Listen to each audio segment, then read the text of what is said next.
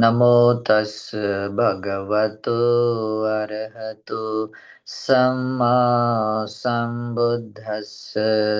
नमो तस् भगवतो अरहतो सम्मा सम्बुद्धस्स।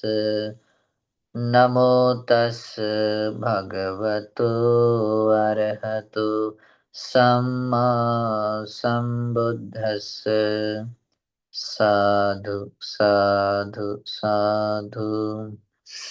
श्रद्धांत पुण्यांत उपासकों, हम तथागत सम्यक संबुद्धि के द्वारा उपदिष्ट श्री सद्धर्म देख रहे हैं।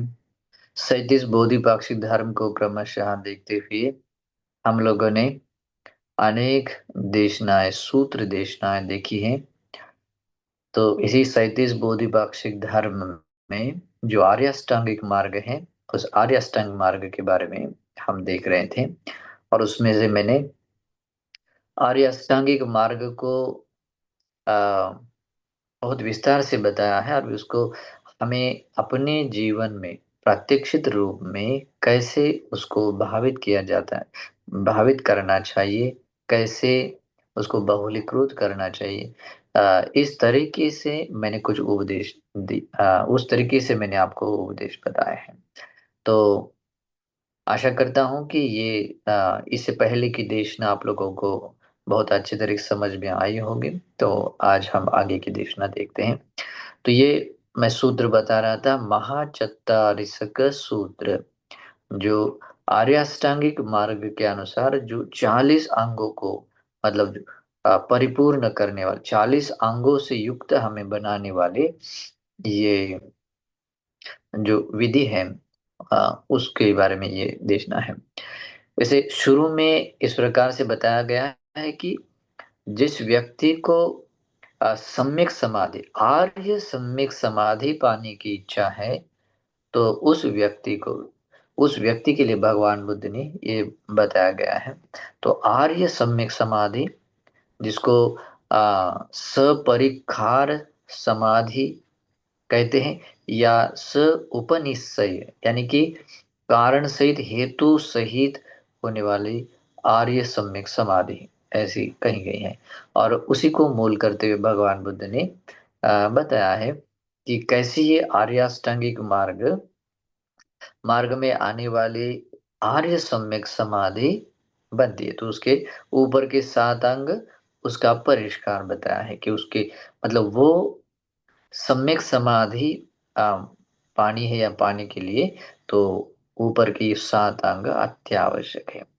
तो इसको हमने इससे पहले के प्रवचन में भी बहुत अच्छे से समझ लिया है। और अभी भी हम लोग बहुत अच्छे तरीके से आ, आगे भी थोड़ा सा विस्तार देखेंगे। ठीक है। मैंने एक आप लोगों को एक उपमा बताई थी, जैसे कि जैसे साली या धान के जो बाली है ऊपर का भाग है, अगर उसको मतलब उसको चुभाना चाहेंगे या चुभने की तरीके से अगर हम कुछ करते हैं, तो वो ऐसे आसानी से चुभती नहीं है और उससे खून भी निकलता नहीं है। लेकिन अगर उसको उस तरीके से अगर हमने पकड़ लिया, जिस तरीके जैसे कि ऊपर का जो भाग होता है जो कांटे की तरह होता है, अगर उस तरफ से अगर पकड़ लेते हैं तो वो चुभती है और उससे खून निकलता है, संभव होता है। तो वैसे ही भगवान बुद्ध कहते हैं कि सही तरीके से आर्य अष्टांगिक मार्ग समझ लेने के बाद सही तरीके से उसको भावित और बहुलीकृत करने से ही वो व्यक्ति समर्थ बनता है। और इसलिए उसको भावित और बहुलीकृत करने का जो सही तरीका है, वो तरीका इस सूत्र में बताया है। तो उसी क्रम से हम इसका विस्तार देख रहे हैं। तो मैंने जैसे बताया था कि सबसे पहले कि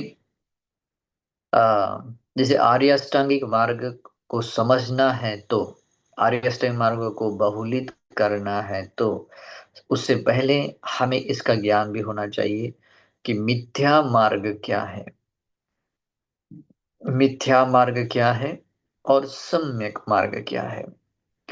मिथ्या मार्ग को मिथ्या मार्ग की तरह यथाभूत जानना होता है। सम्यक मार्ग को सम्यक मार्ग के रूप में यथाभूत जानना होता है। और जब जानने के बाद में जब हम ऐसा जानते हैं, वो हमारी सम्यक दृष्टि हो, यानी कि इस आर्य अष्टांगी मार्ग रूपी कुशल धर्मों का जो अगुआ है, अग्रणी है, वो सम्यक दृष्टि है। तो यही हमने इससे पहले के प्रवचन में सीखा है कि आर्य अष्टांगिक मार्ग के हर एक अंग को भावित और बहुलीकृत करने के लिए कैसे सम्यक दृष्टि पूर्वगामी बनती है, और सम्यक दृष्टि होने से किस प्रकार से हम मिथ्या मिथ्या मार्ग को छोड़ देते हैं और सम्यक को अपना लेते हैं। उसमें में भी जो पुण्य भागीय है, पुण्य भाग्य है, आश्रव सहित है, और इस उपादान स्कंद के क्षेत्र में यानी विपाक देने वाला मार्ग है ना, या पुण्य क्रिया है। तो वो कैसे मार्ग बनता, अंग बनता है, मार्ग अंग बनता है। और जो अ, आर्य अष्टांगिक मार्ग ऐसा जो लोकोत्तर लोकोत्तर मार्ग कैसा बनता है, निर्वाण की ओर ले जाने वाला मार्ग कैसे बनता है, वो भी हमने बहुत अच्छे तरीके से सीखा है, समझा है। तो भगवान कहते हैं कि जो दूसरे तरीके से, जो लोकोत्तर तरीके से ही भावित करने से आपको लोकोत्तर मार्ग मार्ग फल मिलेगा। अगर लौकिक स्तर से, लौकिक क्षेत्र में फल देने वाले के तरीके से अगर हमने उसको भावित किया, तो हमें लौकिक स्तर में ही विपाक देने वाले हम अरिष्टाई मार्ग भावित करवाए, वो विपाक देगा।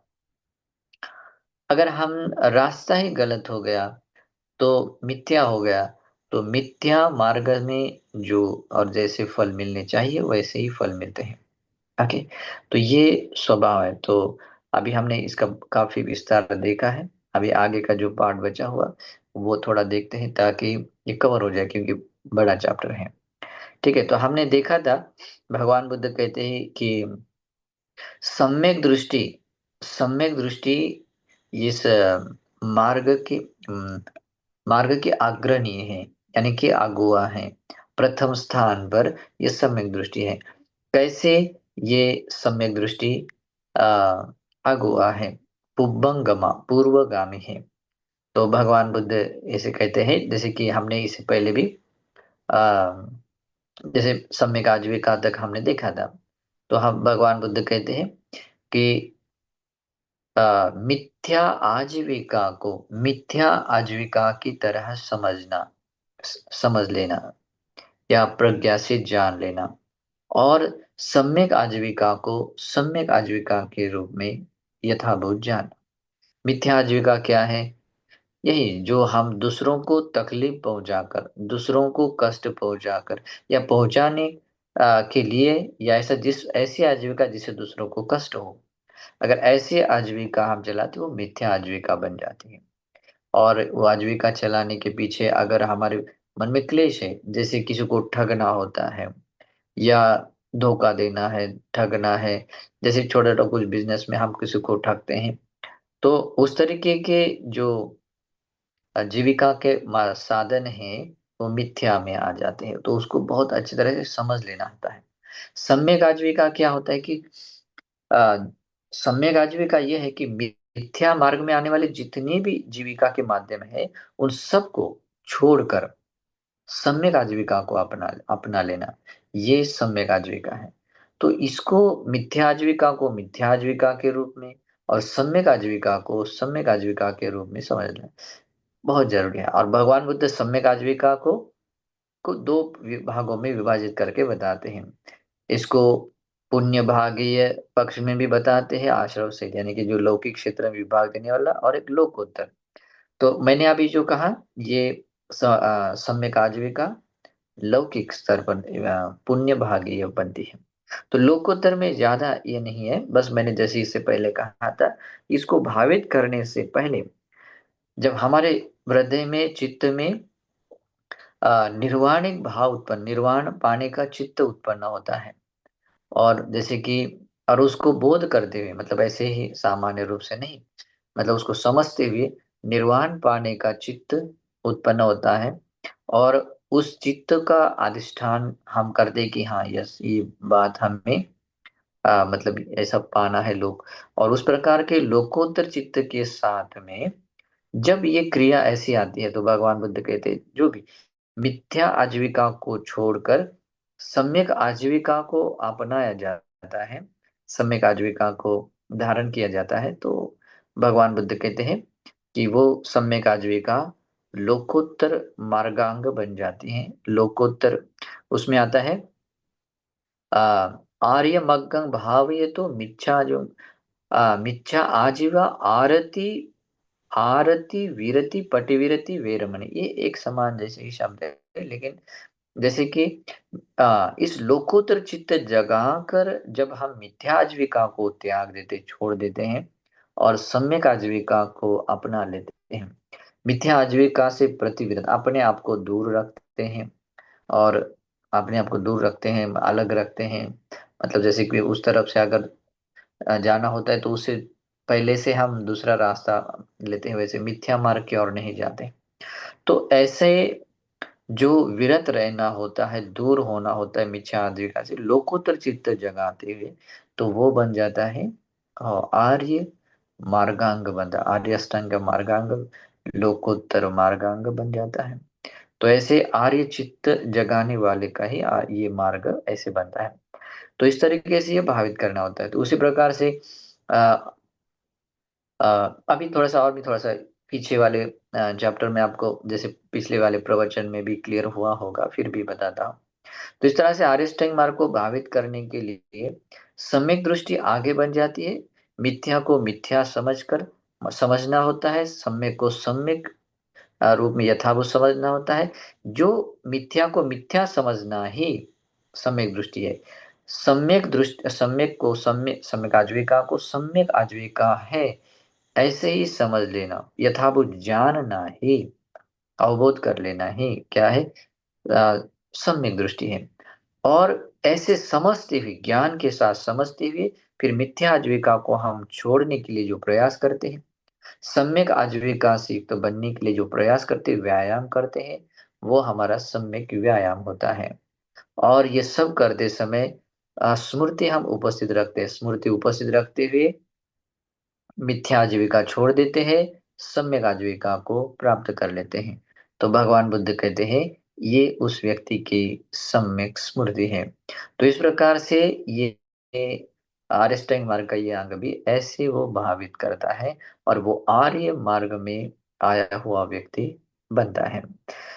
तो इसी प्रकार से सम्यक स्मृति है, सम्यक समाधि है, और इसको पूरा जब करते हैं व्यक्ति, तो सम्यक समाधि जिस किसी व्यक्ति को आ, मिलती है, सम्यक समाधि आर्य सम्यक समाधि, आर्य सम्यक समाधि के अंग में प्रथम ध्यान द्वितीय तृतीय जो भी जैसा भी है, जो चित्त की एकाग्रता, तो ये आर्य सम्यक समाधि मिलने के बाद में ही यथाभूत ज्ञान दर्शन होता है, जिसको आर्य सम्यक ज्ञान कहते हैं।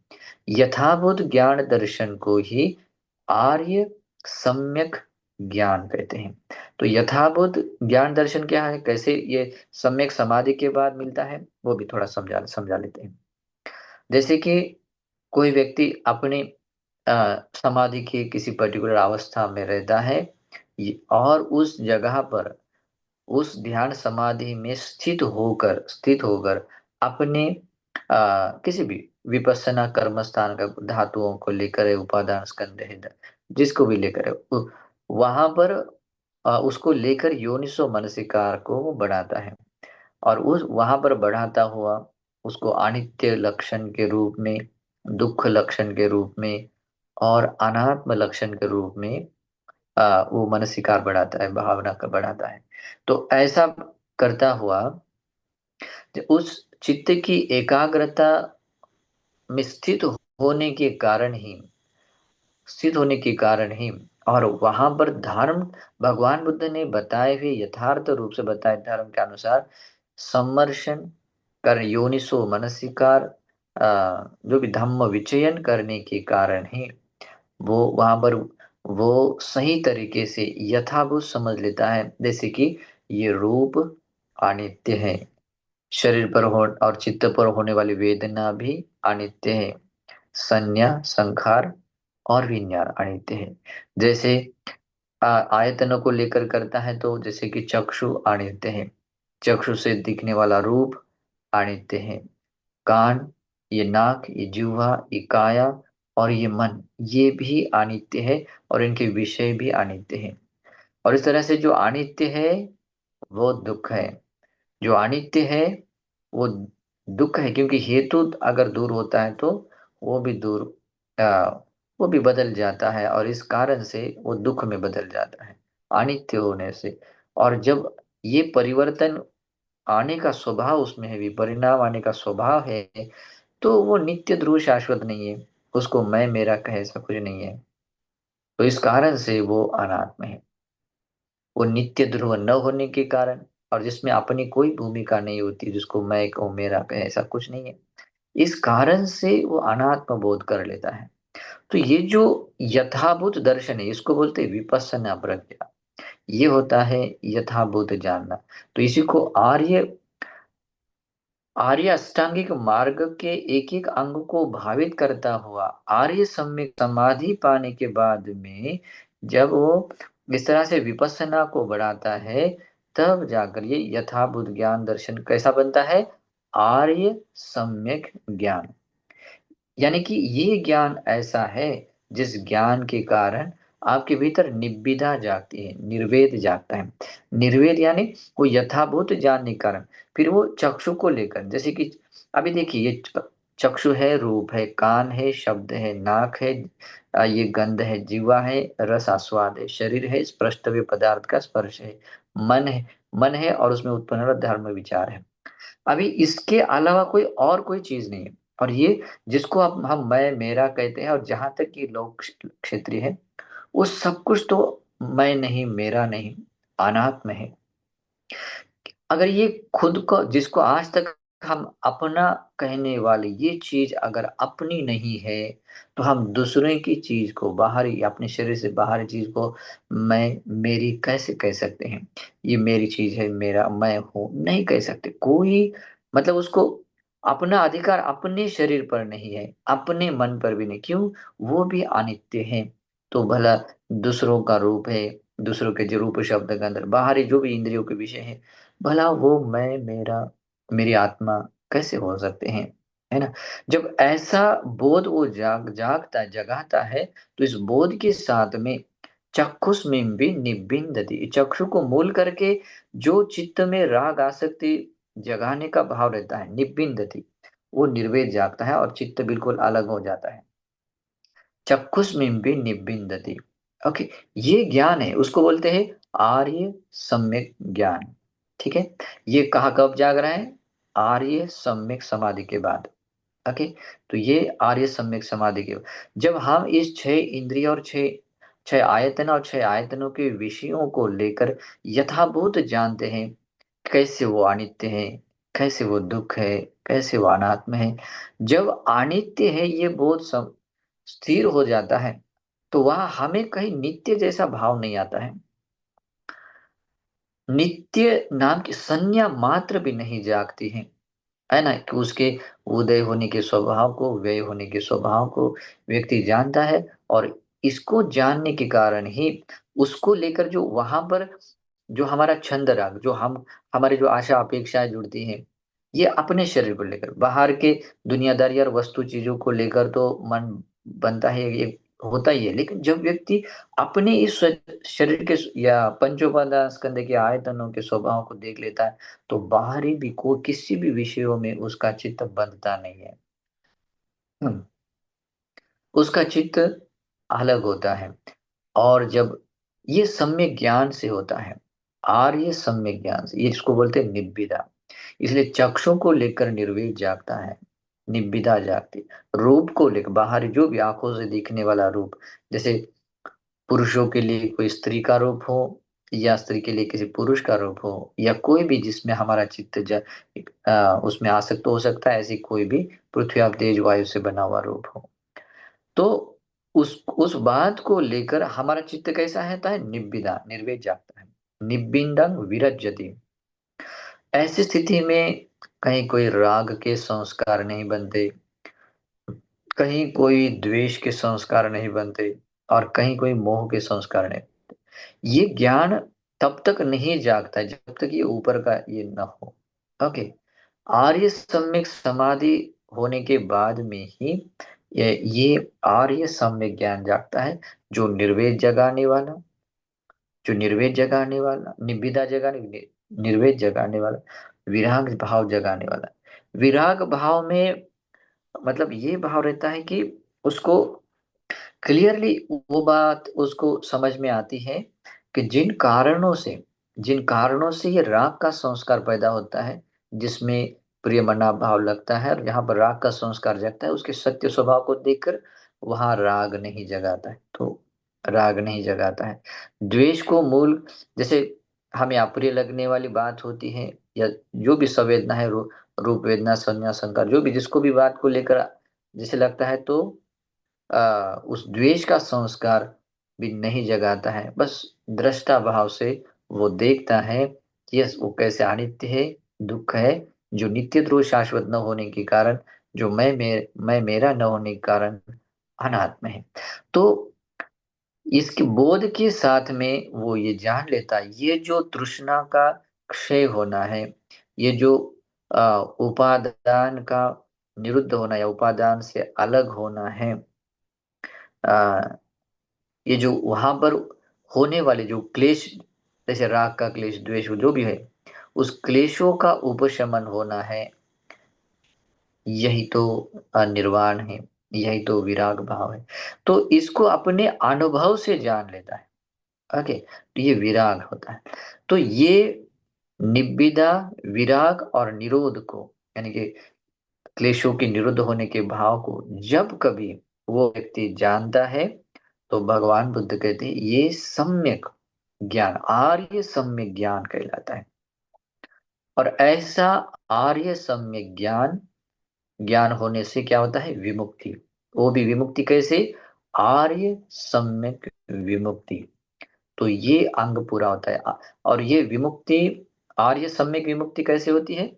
जब इसी जब आर्य सम्यक समाधि के बाद में विपස්සना प्रज्ञा को बढ़ाता हुआ, विपස්සना के कर्म स्थान के भावित करता हुआ आर्य सम्यक ज्ञान जगाता है, और उससे यथाभूत ज्ञान, विपස්සना प्रज्ञा जगाने से, सम्यक ज्ञान जगाने से ओ निब्बिदा जागती है, विराग जागता है, निरोध भाव जागता है।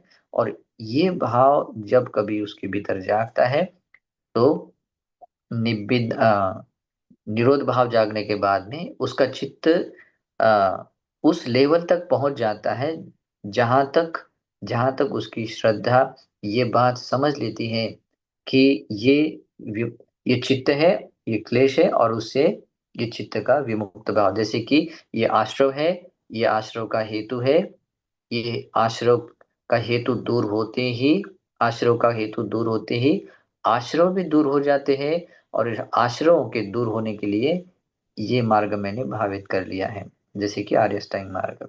तो ये बात रियलाइज होती है, और ये रियलाइज होने के बाद में वो व्यक्ति आर्य विमुक्ति, आर्य सम्यक विमुक्ति के अंग को परिपूर्ण कर लेता है।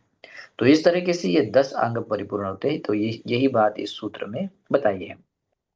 तो भगवान बुद्ध कहते हैं, भिक्षुओं, ये सम्यक दृष्टि पूर्वगामी है। ये जो मैंने कहा, ऐसा मैंने कहा है, तो ये कैसे सम्यक दृष्टि पूर्वगामी अगुआ बन जाती है? क्योंकि सम्यक दृष्टि वाले व्यक्ति में ही सम्यक संकल्प उत्पन्न होता है। सम्यक संकल्प वाले व्यक्ति में ही सम्यक वाचा उत्पन्न हो जाती है ना, प्रकट होती है। सम्यक वाणी वाले व्यक्ति में ही सम्यक कर्मांत उत्पन्न होता है। सम्यक कर्मांत वाले व्यक्ति में ही सम्यक आजीविका प्रकट हो जाती है। सम्यक प्रकट यानी उत्पन्न हो, हेतु प्रत्यय से उत्पन्न। तो सम्यक आजीविका वाले व्यक्ति में ही सम्यक व्यायाम उत्पन्न होता है। सम्यक व्यायाम से युक्त वाले व्यक्ति में ही सम्यक स्मृति उत्पन्न हो जाती है। सम्यक स्मृति से युक्त वाले व्यक्ति में ही समाधि सम्यक समाधि उत्पन्न हो जाती है। और आर्य सम्यक समाधि उत्पन्न जिस व्यक्ति व्यक्ति वाले व्यक्ति में ही, यानी कि आर्य सम्यक समाधि वाले व्यक्ति में ही आर्य सम्यक ज्ञान उत्पन्न होता है। और आर्य सम्यक ज्ञान जिस व्यक्ति में उत्पन्न होता है, उसी व्यक्ति में सम्यक विमुक्ति पहोती, सम्यक विमुक्ति पहोती, यानी कि सम्यक विमुक्ति भी प्रकट हो जाती है। तो ऐसे इति को भिक्कवे अठंग समन्नागतो सिखो दसंग समन्नागतो अर्हाति। अभी समझो आप एक एक अंग को अभी भावित कर रहे हैं, जैसे कि भावित करने का क्रम भी समझ लिया, उसको मिथ्या मार्ग को समझते हुए सम्यक मार्ग को समझते हुए, उसके दो पक्ष लौकिक और लोकोत्तर पक्ष को समझते हुए, उसको सम्यक दृष्टि मूल करते हुए, सम्यक व्यायाम से उसको प्रयास करते हुए, और स्मृति को उपस्थित, सम्यक स्मृति को उपस्थित रखते हुए उसको जो भावित बहुलीकृत कर रहे हैं। तो ऐसे भावित बहुलीकृत करते करते अगर आपने आर्य सम्यक समाधि तक अपने आर्य अष्टांग मार्ग को भावित कर लिया, तो आप भगवान बुद्ध के शेख श्रावकों में आ जाते हैं, शेख श्रावकों में आ जाते हैं। यानी कि आप श्रोतापन्न बन सकते हैं, श्रोतापन्न बनने के मार्ग पर आ सकते हैं, श्रोतापन्न फल प्राप्त कर सकते हैं, सकदागामी मार्ग पर आ सकते हैं, सकदागामी के फल को प्राप्त कर सकते हैं, अनागामी के मार्ग पर आ सकते हैं, अनागामी के फल को प्राप्त कर सकते हैं, अरहंत मार्ग पर आ सकते हैं। तो ये यहां तक होता है, कहाँ तक? ये शेख श्राव, शेख श्राव कितने हो गए? 7 हो गए। और जो आठवां है उस, अभी आठवां अंग बनने के लिए 2 अंग कंप्लीट होना, मतलब जैसे कि ये बहुत जरूरी होता है, मतलब जो परिपूर्ण होना बहुत जरूरी होता है। तो उसमें कहते हैं 10 अंग समन्नागतो अर्वाहोति। तो इस तरीके से ये 10 अंग, जैसे कि सम्यक ज्ञान और सम्यक विमुक्ति, इससे क्या होता है, ये 10 अंग कंप्लीट हो जाते, भावित हो जाते, बहुलीकृत किए हुए होते हैं। और इस कारण से भगवान बुद्ध कहते हैं, इस अनंत संसार में विपाक देने वाले जितने भी पापी अकुशल धर्म होते हैं, वो समूलता नष्ट हो जाते हैं। और इतना ही नहीं, इस भाव संसार में जन्म देने के लिए कारण बनने वाले संस्कार भी परिपूर्णतः नष्ट हो जाते हैं। तो इस प्रकार से भगवान बुद्ध कहते हैं कि वो व्यक्ति अ, धर्म के महान प्रतिफल को पा सकता है। तत्र भी सम्मा ज्ञानेन अनेके पाप का अकुशला धम्मा विगता भावना पारिपूर्य गच्छन्ति। अभी यहाँ एक एक बहुत इंपॉर्टेंट एक वाक्य आता है इसमें, जैसे कि आर्य अष्टांगिक मार्ग के अनुसार लोकोत्तर चित्त उत्पन्न करके आर्य अष्टांग मार्ग भावित बहुलीकृत करते हुए जब हम सम्यक समाधि में स्थित होकर विपස්සना कर्मस्थान को अभ्यास बढ़ाते हैं और सम्यक ज्ञान को प्राप्त कर लेते, तब यहाँ पर बताया गया है आने के पाप का अकुशला धम्मा विगता। तो इस संसार में हमें संसरण करने के लिए कारण बनने वाले या जितनी भी पापी अकुशल धर्म है, सारे अकुशल संस्कार क्या हो जाते? विगता, वो सारे निकल कर चले जाते हैं। मतलब वो आते हैं और वो सब कुछ उसकी उड़ेलना होती है, मतलब नष्ट हो जाते हैं। और जब ऐसा आता है, सम्यक ज्ञान से सम्यक विमुक्ति आती है, तो ये एक अंग कंप्लीट हो गया, तो उससे भावना परिपूर्ण गच्छन्ति, तो उसकी भावना परिपूर्ण हो जाती। मतलब एक अंग दूसरे अंग को उत्पन्न करने के लिए जब कारण बनता है, तो हमने वो पहला वाला जो अंग क्या किया? भावित किया, बहुत किया, मतलब वो भावित हो चुका। तो उसी प्रकार से जब दूसरा अंग, जैसे कि सम्यक संकल्प, अभी सम्यक दृष्टि को सम्यक संकल्प को भी जैसे कि हम उसी प्रकार से हमने भावित किया, जैसे कि 3 अंग है, सम्यक दृष्टि मूल किया, सम्यक व्यायाम, सम्यक स्मृति के साथ में उसके सभी अंगों को भावित बहुलीकृत किया। तो सम्यक संकल्प को भावित करने से क्या होता है? सम्यक वाचा भावित हो जाती है। और सम्यक वाचा भावित हुई, तो उस समय भावना कौन सी परिपूर्ण हो गई? सम्यक दृष्टि की भावना परिपूर्ण हुई, भावनाएं परिपूर्ण गच्छन्ति, इसकी सम्यक दृष्टि की भावना परिपूर्ण परिपूर्ण हो गई। उसके बाद में सम्यक संकल्प की भावना परिपूर्ण हो गई। उसी प्रकार से सम्यक वाणी की भावना परि तो ये ऐसे एक-एक अंग भाव परिपूर्ण हो जाता है। तो जिस समय में ये आर्य अष्टांग भावित और बहुलीकृत हो जाता है, तो वो व्यक्ति 10 अंगों से युक्त अरहंत कहलाता है। और इस आर्य अष्टांग मार्ग के 8 अंग तक वो व्यक्ति आता है, तो वो शेख श्रावकों में आता है। या तो वैसे तो सम्यक ज्ञान जैसे कि विपස්සना कर्मस्थान को बढ़ाता हो, और सम्यक विमुक्ति को, ये अंग अ, शेख श्रावकों में भी होते हैं, लेकिन वो भावना उसकी परिपूर्ण नहीं होती है। लेकिन यहाँ तक उसकी भावना परिपूर्ण हुई ताकि वो सम्यक ज्ञान उत्पन्न करने तक है, तो वो शेख श्रावकों में आते हैं। लेकिन अभी तक ये 2 अंग कंप्लीट नहीं हुए। ये 2 अंग कंप्लीट होते हैं असेख श्रावकों में। असेख का अर्थ क्या होता है? अभी जिस व्यक्ति के लिए कुछ करने के लिए, आगे कुछ सीखने के लिए कुछ भी शेष नहीं है। कुछ भी शेष नहीं, यानी कि जितना कर्तव्य था, वो करणीय कर्तव्य उसने पूरा कर लिया। तो ऐसा व्यक्ति आनंद होता है। तो ऐसा ये मार्ग है, मुक्ति का मार्ग है। तो आगे भगवान बुद्ध अभी इसके डिवाइड करके बताते हैं कि वो कैसे आर्य अष्टांग मार्ग आपको आपका मंगल करता है। ठीक है। तो उसमें भगवान बुद्ध कहते हैं कि जिस व्यक्ति ने इस आर्य अष्टांगिक मार्ग को समझ लिया और उसको भावित बहुलीकृत कर लिया, तो जो व्यक्ति सम्यक दृष्टिवान बनता है, आर्य सम्यक दृष्टिवान बनता है, तो ऐसा बनने से एक चीज क्या होती है, जैसे दो चीजें नष्ट हो जाती, क्या होती है? मिथ्या दृष्टि। आर्य सम्यक दृष्टिवान बनने वाले व्यक्ति में मिथ्या दृष्टि नष्ट हो जाती है। इतना ही नहीं, मिथ्या दृष्टि भी नष्ट हो जाती है, और मिथ्या दृष्टि से होने वाले जितने भी कर्म हैं, फिर वो काया वाचा मन के द्वारा होने वाले जितने भी अकुशल कर्म है, उसको भी वो खत्म कर देता है, नष्ट कर देता है। यानी कि सम्यक दृष्टि उत्पन्न होने के कारण सम्यक दृष्टि उत्पन्न होने के कारण क्या होता है?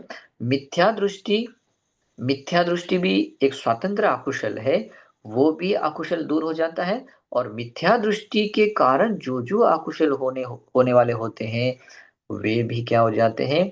जरा जीर्ण हो जाते, खत्म हो जाते, नष्ट हो जाते हैं। उसी प्रकार से सम्यक संकल्प सम्यक संकल्प वाले व्यक्ति में सम्यक संकल्प वाले व्यक्ति में क्या होता है? ओ मिथ्या संकल्प नष्ट हो जाता है। हाँ, लेकिन दूसरा एक पक्ष बताता हूँ कि सम्यक दृष्टि, अब ये तो अकुशल, जैसे मिथ्या दृष्टि रूपी अकुशल दूर होता है, और उससे होने वाले मिथ्या दृष्टि के साथ में मिथ्या दृष्टि के कारण से होने वाले जितने भी अकुशल है, वो भी दूर हो जाते हैं। लेकिन जब आर्य सम्यक दृष्टिवान बनते हैं, तो सम्यक दृष्टिवान होना अपने आप में एक स्वतंत्र कुशल धर्म है, और सम्यक दृष्टि में स्थित होने से जितने भी कुशल कर्म होने वाले होते हैं, वे भी हो जाते हैं। तो यानी कि उसको भी डबल, मतलब दुगना उसका रिजल्ट मिलता है ना? तो उसी प्रकार से सम्यक संकल्प वाले व्यक्ति, अभी मैं थोड़ा सा तेज तेज स्पीडली बताऊंगा। सम्यक संकल्प वाले व्यक्ति में मिथ्या संकल्प नष्ट होता है, और मिथ्या संकल्प से कारण उत्पन्न होने वाले सभी अकुशल धर्म भी नष्ट हो जाते हैं। और सम्यक संकल्प एक स्वतंत्र कुशल धर्म होने से उसी में स्थित होकर सम्यक संकल्प के कारण उत्पन्न होने वाले जितने भी कुशल धर्म है, वो भी उत्पन्न होने के लिए सक्षम बनती है। इसीलिए इससे पहले जो कहा है ना, कि सम्यक दृष्टि वाले व्यक्ति में ही सम्यक संकल्प उत्पन्न है, सम्यक संकल्प व्यक्ति में ही सम्यक वाचा परिपूर्ण होती है। तो ये इस तरीके से होते हैं। तो सम्यक अ, वाणी वाले व्यक्ति या सम्यक वाचा से युक्त वाले व्यक्ति में मिथ्या वाचा नष्ट हो जाती है, और मिथ्या वाचा के कारण जो अकुशल होने वाले होते हैं, वे अकुशल भी दूर हो जाते हैं, है ना? और इसी प्रकार से सम्यक वाणी से कुशल बढ़ जाते हैं। तो सम्यक वाणी के कुशल में वाणी अपने आप में कुशल है, और सम्यक वाणी में स्थित होकर बहुत सारे कुशल क्रिया हो जाते हैं, कर्म हो जाते हैं, कुशल कर्म बढ़ते हैं, और साथ में उस भावित बहुलिक करते बढ़ते बढ़ते सम्यक वाणी के कारण सम्यक कर्मांत भी हो जाते हैं। तो सम्यक कर्मांत वाले व्यक्ति में मिथ्या कर्मांत, मिथ्या कर्मांत क्या होता है? नष्ट हो जाता है। और मिथ्या कर्मांत के कारण जो जो अकुशल होने वाले होते हैं वे भी नष्ट हो जाते हैं। और सम्यक कर्मांत इस कुशल धर्मों को प्राप्त करने के कारण कुशल धर्मों कर्मांत में स्थित होकर कुशल कर्मांत के कारण जो जो कुशल धर्म उत्पन्न होते हैं वो सारे कुशल धर्म उत्पन्न होते हैं। और सम्यक कर्मांत से कुशल धर्म उत्पन्न होते क्या होता है? और सम्यक आजीविका भी रूपी कुशल धर्म उत्पन्न होता है। बहुत अद्भुत बात है। सम्यक आजीविका रूपी कुशल धर्म उत्पन्न होता है। और सम्यक आजीविका ये कुशल धर्म जिस व्यक्ति में उत्पन्न हुआ तो उसके भीतर की अ, मिथ्या आजीविका नष्ट हो जाती है। और मिथ्या आजीविका के कारण जितने भी अकुशल होने वाले होते हैं वे भी नष्ट हो जाते हैं। तो इस तरीके से वो दोनों अकुशल नष्ट हो जाते हैं। और सम्यक आजीविका से युक्त होने के कारण या कुशल उत्पन्न होने उसको मूल करके जितने भी कुशल उत्पन्न होने वाले होते हैं वो सारे कुशल धर्म बढ़ते बढ़ते जाते हैं। और सम्यक आजीविका रूपी कुशल धर्म में स्थित होकर उसको भावित बहुलीकृत करते हुए उसको लोकोत्तर चित्त से भावित बहुलीकृत करते हुए और सम्यक व्यायाम इस कुशल धर्म को भी उत्पन्न करते हैं, उत्पन्न कराने में सक्षम होता है। ये उसको उत्पन्न होने के लिए कौन-सा कर्म का कौन-सी बात हेतु कारण बना है? सम्यक आजीविका। उसको उत्पन्न होने क्या कारण बना? सम्यक कर्मांत, उसको सम्यक वाचा, उसको सम्यक संकल्प और उसको सम्यक दृष्टि। इस प्रकार से हेतु प्रत्यय बनते। तो सम्यक व्यायाम वाले व्यक्ति में मिथ्या व्यायाम नष्ट हो जाता है। और मिथ्या व्यायाम से होने वाले जितने भी अकुशल हैं, वे भी नष्ट हो जाते हैं। वे भी दूर हो जाते हैं। और सम्यक व्यायाम होने से उसके भीतर बहुत सारे कुशल कुशल धर्म बढ़ जाते हैं, कुशल धर्म उन्नति कर पाते हैं।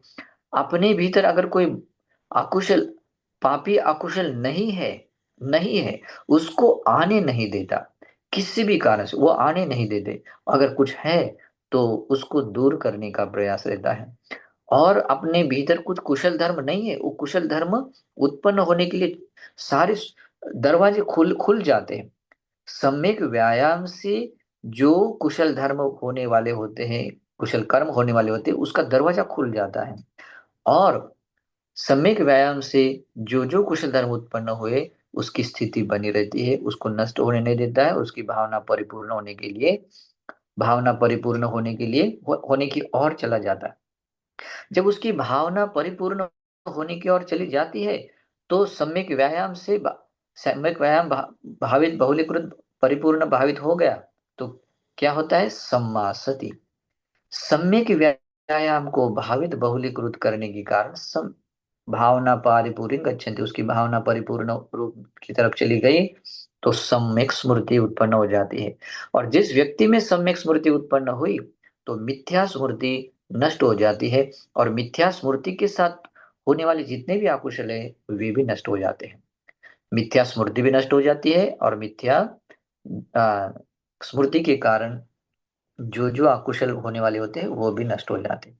तो इस प्रकार से सम्यक स्मृति में स्थित होकर जब उसकी भावनाओं को बढ़ाया जाता है, उसको भावित बहुलीकृत किया जाता है तो उसकी भावना परिपूर्ण परिपूर्ण होने की तरफ जाते हैं। तो परिपूर्ण होते-होते सम्यक समाधि, वो भी कैसे? आर्य चित्त के साथ में वो सम्यक समाधि पाने से आर्य सम्यक समाधि अंग को पा लेता है, वो प्रकट हो जाता है। और इसको आर्य सम्यक समाधि पाने वाले व्यक्ति की मिथ्या समाधि नष्ट हो जाती है। और मिथ्या समाधि के साथ में उत्पन्न होने वाले जितने भी अकुशल है वे सारे अकुशल भी नष्ट हो जाते हैं। यानी कि मिथ्या समाधि भी दूर हो जाती है और मिथ्या समाधि के कारण होने वाले सारे अकुशल कर्म धर्म भी दूर हो जाते हैं। और सम्यक समाधि को भावित करता है, उसकी उसको स्थित रखता हुआ आर्य चित्त के साथ में होने कारण अधिष्ठान करता हुआ चित्त के साथ में उसके भावित बहुलीकृत करता हुआ उसकी भावना परिपूर्ण होते होते जाते हैं। और उसकी भावना जिस समय में परिपूर्ण हो जाती है तो उस कारण से एक दूसरा अंग परिपूर्ण हो जाता है, वो है सम्यक ज्ञान। सम्यक ज्ञान सम्यक ज्ञान वाले व्यक्ति में, सम्यक ज्ञान से युक्त वाले व्यक्ति की व्यक्ति में एक बात नष्ट हो जाती है, वो है मिथ्या ज्ञान। मिथ्या ज्ञान नष्ट हो जाता है और मिथ्या ज्ञान के कारण जितने भी अकुशल होने वाले होते हैं, वे अकुशल भी दूर हो जाते हैं। और सम्यक ज्ञान के साथ में रहता हुआ, सम्यक ज्ञान को भावित बहुलीकृत करता हुआ, उसकी भावना परिपूर्ण होते होते एक अंग और उसमें एक कुशल धर्म और कुशल जो अंग है, आर्य अष्टांग मार्ग का जो अंग है, परिपूर्ण हो जाता है। वो है सम्यक विमुक्ति। और सम्यक विमुक्ति के अंग को प्राप्त होता है। तो इस प्रकार से हर एक अंग दूसरे अंग को कंप्लीट करता है। सम्यक विमुक्ति को पाने वाला व्यक्ति, सम्यक विमुक्ति को भावित बहुलीकृत करने वाला व्यक्ति क्या होता है? उस व्यक्ति में मिथ्या विमुक्ति नष्ट हो जाती है। और मिथ्या विमुक्ति के कारण जो जो अकुशल होने वाले होते हैं, वे अकुशल भी हमेशा के लिए नष्ट हो जाते हैं। और सम्यक विमुक्ति में स्थित होकर उसकी भावना भावित बहुलीकृत करते हुए उस विमुक्ति सुख में अपना विहार कर लेने की, अभी उसके आगे कुछ करने के लिए नहीं। उसको ये ज्ञान होता है, विमुक्ति मिति ज्ञान, अरे मैं अभी विमुक्त हुआ हूँ, ये उस फाइनल डेस्टिनेशन को वो पा लेता है। तो इस प्रकार से भगवान बुद्ध क्या कहते हैं, ये जो मिथ्या मार्ग, एक मिथ्या मार्ग होने से जो अकुशल होता है, और मिथ्या मार्ग के कारण जो होने वाले अकुशल है। मिथ्या मार्ग कितने? 10 है। और उससे जैसे कि आर्य अष्टांग मार्गिकार 8, और मिथ्या ज्ञान और मिथ्या विमुक्ति, ये 10 अंग। तो इन 10 अकुशलों से कार्य हेतु प्रवृत्त होने वाले अकुशल, वे 10, ऐसे 20 अकुशल एक साथ में खत्म हो जाते हैं, दूर हो जाते हैं। और दूसरे पक्ष में आर्य अष्टांगिक मार्ग के पक्ष के 10, और वो होने से उसको जो भावित बहुलीकृत करने से उत्पन्न होने कुशल धर्म, वो 10। और इस प्रकार से ये कुशल पक्ष के 20 और अकुशल पक्ष के 20 एक साथ 40 अंग कंप्लीट हो जाते हैं।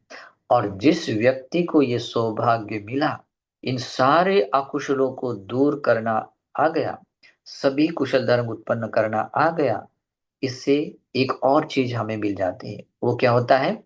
ओ चित्त परिपूर्णतः, परिपूर्णतः क्या हो जाता है? परिशुद्ध हो जाता है। और तभी ये आर्य अष्टांग मार्ग कंप्लीट हो जाता है। इसी को कहते हैं भगवान बुद्ध का शासन। इसी को कहते हैं बुद्ध की शिक्षा। एतं बुद्धान शासन सब पापस्य अकरणम। ये पाप है जो आपको नहीं करने हैं। कुशलस्य उपसंपदा, इनकी सबकी आपको प्राप्ति करनी है। जब ऐसा होता है, सचित्त परयोधपण, अपने स्वचित्त को हम परिशुद्ध बना लेते हैं। और ये परिशुद्धता निर्वाण है। तो ऐसा अगर होता है, तो ये आर्य अष्टांगिक मार्ग क्या हो गया? परिपूर्ण हो गया। ये आर्य अष्टांगिक मार्ग क्या हो गया? भावित हो गया। इस व्यक्ति के लिए कह सकते हैं जो करणीय है वो कर लिया। तो इस प्रकार से हम अपना मंगल साध्य कर सकते हैं। इस प्रकार से हम अपने आप को संसार दुखों से मुक्त कर सकते हैं। अगर हमने किसी भी कारण से, किसी भी आ, मतलब हेतु प्रत्ययों से, अगर हमने इस निर्वाण मार्ग को छोड़ दिया और गलत रास्ते पड़े पड़े हैं, इमेजिन नहीं कर सकते कितना अनर्थ होगा। भगवान बुद्ध कहते हैं इस संसार का कोई आदि नहीं है, कोई आदि नहीं है। आनमतगं भिक्खवे लोको पुब्बा कोटिन, इतना इस आनंद संसार में दुख झेला है, आगे भी कोई उसका लास्ट कोई पॉइंट दिखाई नहीं देगा। भगवान बुद्ध कहते हैं जो निर्वाण के मार्ग के रहते हुए उसको छोड़कर मिथ्या मार्ग में आता है, और ये सोच कर कि नहीं ये जो मैं कर रहा हूँ वही सत्य है और इसी से मेरा भला होगा, है ना, तो वो तो उसका संसरण बहुत लंबा होगा, बहुत लंबा होगा। देखिए मैं आपको दो उदाहरण बताता हूँ। देवदत्त की बात क्या हो गई देखो। देवदत्त ने कोई ऐसा बुरा, मतलब पहला तो ऐसा बहुत बुरा था ऐसा भी नहीं है। मतलब इधर उधर की बातें करते, मतलब काम करते, अच्छे बुरे कर्म करते, संसरण करता आ रहा था। लेकिन उसने एक ऐसा अधिष्ठान किया जो मिथ्या दृष्टि के साथ था। यानी कि मिथ्या दृष्टि को धारण करने का ऐसा अधिष्ठान किया उसने, चाहे जो हो जाए, जहाँ-जहाँ मैं जन्म ग्रहण करूँ, वहाँ-वहाँ इस व्यक्ति को मैं बहुत तकलीफ दूँगा, उसको बहुत कष्ट दूँगा। जब मिथ्या दृष्टि के साथ में वो चित्त जगाया और जगाए हुए चित्त को अधिष्ठान में तब्दील किया और अधिष्ठान किए गए चित्त के साथ में वो वैसे अपने कर्म संस्कार बढ़ाता गया, उसको भावित करता गया। कैसे? मिथ्या दृष्टि के साथ, मिथ्या कर्मांत, मिथ्या आदि के सोच नहीं सकते। 500 कल्प बीते। ये घटना हो गई थी 500 कल्प पहले। एक कल्प की बात छोड़िए, 500 कल्प कितना लंबा है, सोच नहीं सकते। तो उसके और ये बात हुई क्या पता है? बहुत छोटा-सा कारण था। वो धोखे से एक आदमी बिज़नेस एक जैसे बोधिसत्व और देवदत्त दोनों बिज़नेस कर रहे थे।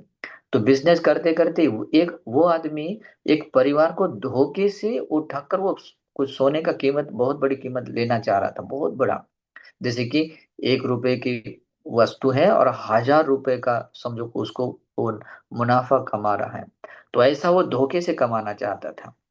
लेकिन बोधिसत्व ने ईमानदारी के साथ में अपनी ₹1 की वस्तु ₹1 की ही है ऐसा बताया और वो दे दिया ₹1 के बदले में। लेकिन उस सामने वाले व्यक्ति ने उस पर प्रसन्न होकर वो ₹1000 गिफ्ट में देने जैसा ले लो बोला ठीक है। तो उसको क्या लगा कि नहीं ये मेरी चीज़ थी, हालाँकि वो उसकी भी थी भी नहीं।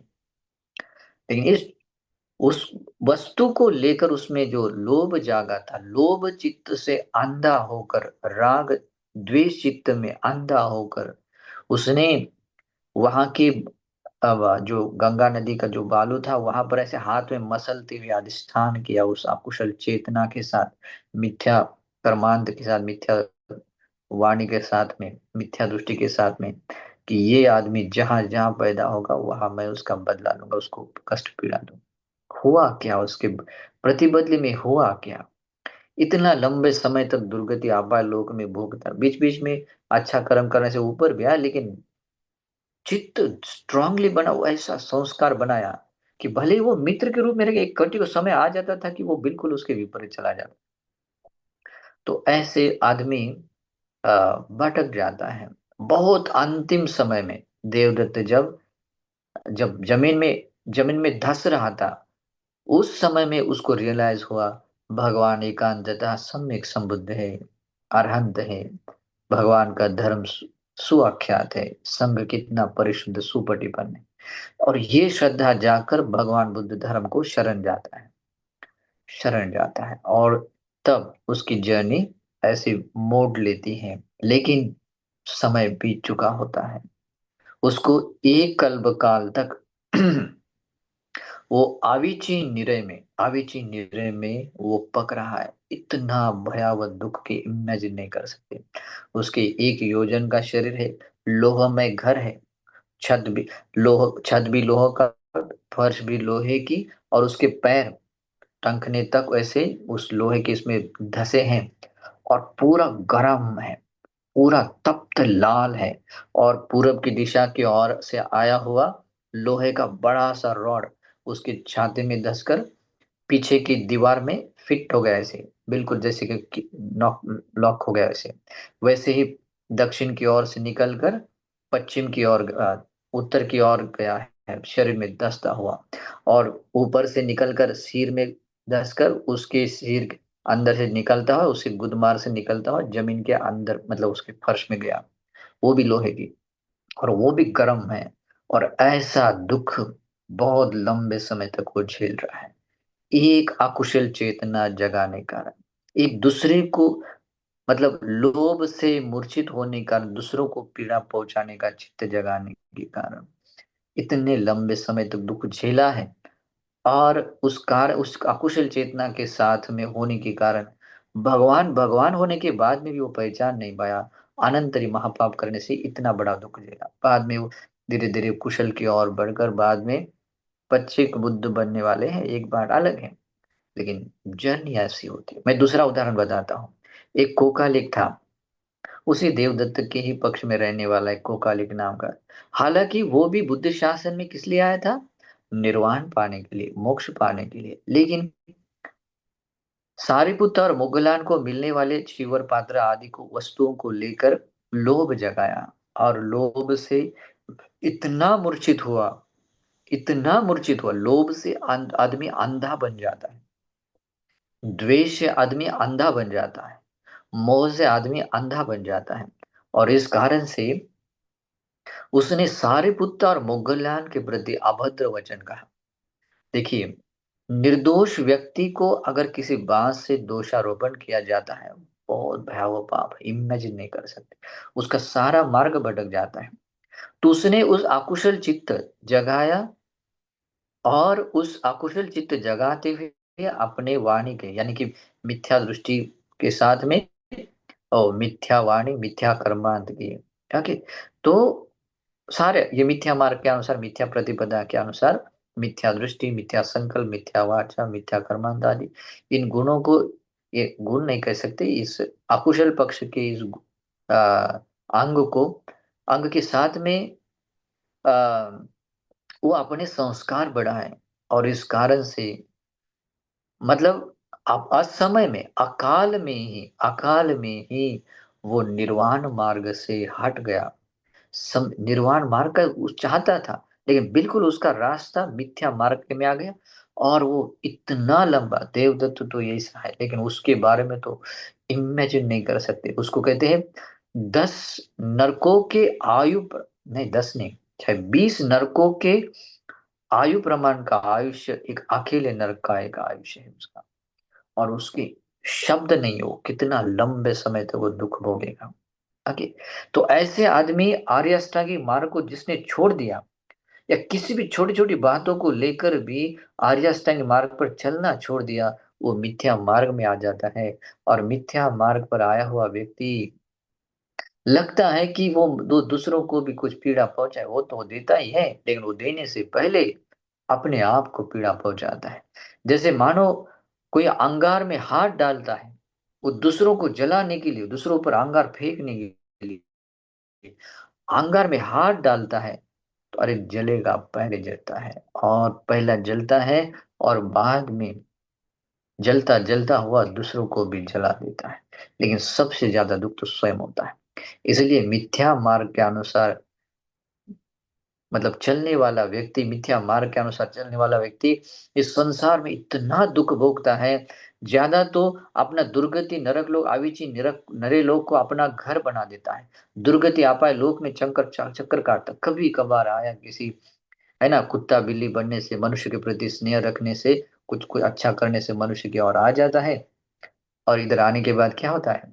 हाँ, फिर वही संस्कार है ना, पता नहीं चलता है, फिर अपने संस्कार के गांठे बांधे हुए, फिर चाहे कितने कैसा भी विपरीत भी क्यों ना हो, ये प्रकृति ऐसे माहौल बनाती है कि ऐसा संयोग जोड़ जाता है, फिर व्यक्ति अकुशल करता है, उस कारण से फिर व्यक्ति चला जाता है। इसीलिए भगवान बुद्ध कहते हैं कि जिस व्यक्ति ने ये बात जान ली, अरे जीवन कैसा अनित्य है, अनित्य स्वभाव का, हम भी तो मरने के स्वभाव के हैं, कहाँ विवाद करना है, तो ये जान ले तो उसके सारे विवाद शांत हो जाते। देखिए, आप लोगों ने वो स्टोरी सुनी होगी ना, वो यक्षिणी की स्टोरी, और वो जो श्रावस्ती की एक स्त्री जिसके बच्चे वो यक्षिणी खाती थी, कितने जन्मों जन्मों से। भगवान एक वाक्य कहते हैं, अगर मैं इनको नहीं मिलता, अगर मैं इनको नहीं मिलता, तो इनका ये संसार इतना लंबा होता, सोच नहीं सकते। उपासको, अभी भगवान नहीं है, भगवान शरीर से नहीं है, और भगवान बाद में भी आ जाए, ये नहीं है, इतना आसान नहीं है। मैत्री भगवान आएंगे, और उस समय हम कुत्ता बिल्ली एक आधा पंच या कोई और कुछ बनेंगे, कुछ नहीं होगा, अवसर मौका छूट जाता है। ओके। तो इसलिए भगवान बचाने के लिए आएंगे, मैं अभी बुरा करूंगा, बाद में भगवान बचाएंगे नहीं। भगवान इतने महाकारुणिक होने के बाद में भी, और जिस व्यक्ति गलत रास्ते पड़ जाता है ना, वो अनंत ब्रह्मांड के सारे प्राणियों को, यहाँ तक कि नन्हे छोटे सारे प्राणियों को, भगवान की दृष्टि से कोई नहीं रहता बचता, लेकिन भगवान की करुणा दृष्टि में वो व्यक्ति जैसे मानो घने अंधकार में सारे पेड़ आदमी प्राणी सब छिप गए, ऐसे भगवान की उस करुणा दृष्टि में छुप जाता है। वो भगवान की करुणा दृष्टि में वही व्यक्ति आता है जिस व्यक्ति ने सम्यक मार्ग के अनुसार, आर्य अष्टांग मार्ग के अनुसार कुछ तो पुण्य किया होता है। जैसे मानो घने अंधकार के भरे जगह पर मानो छोटा सा कोई जुगनू या कोई दिया जलता हो, तो तुरंत वहां पर जैसे ध्यान जाता है, वो जलते हुए दिए की तरह भगवान की करुणा दृष्टि में वो आ जाता है। तो इसीलिए भी उपासक हो, आप चाहे जैसे भी हो, चाहे जिस कुल में जन्मे हो, आप अपना भला चाहते हैं, तो इस आर्य अष्टांगिक मार्ग को फॉलो करें। इसमें और इसी के भीतर ये भी कहा है, ये जो लोग होते हैं ना, लोग बोलते हैं कि कहाँ पाप है, कहाँ पुण्य है, कहाँ सुगति है, कहाँ दुर्गति है, किसने देखा परलोक, किसने देखा, ये लोग आदि आदि, ये नहीं वो नहीं, है ना, ये नहीं नहीं बोलते हैं।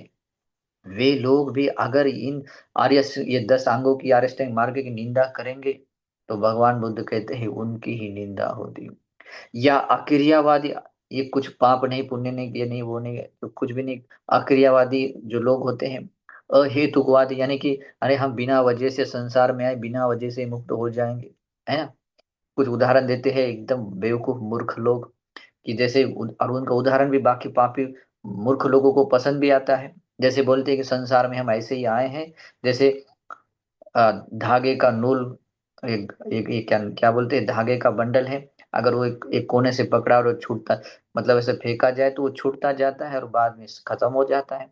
वैसे यहाँ कोई हम करने के लिए कुछ है नहीं है।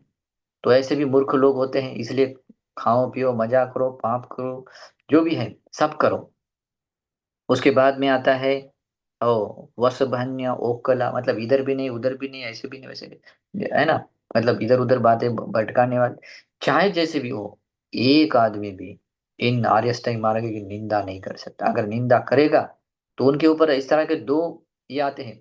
अगर वे सम्यक दृष्टिवान व्यक्ति की निंदा करते हैं, तो ऐसा कहा जा सकता है, आर्य लोग या धर्मवान लोग यही समझेंगे, अरे इस व्यक्ति के लिए मिथ्या दृष्टि वाले लोग पूजनीय हैं, मिथ्या दृष्टि वाले लोगों की ये प्रशंसा करने वाला आदमी है।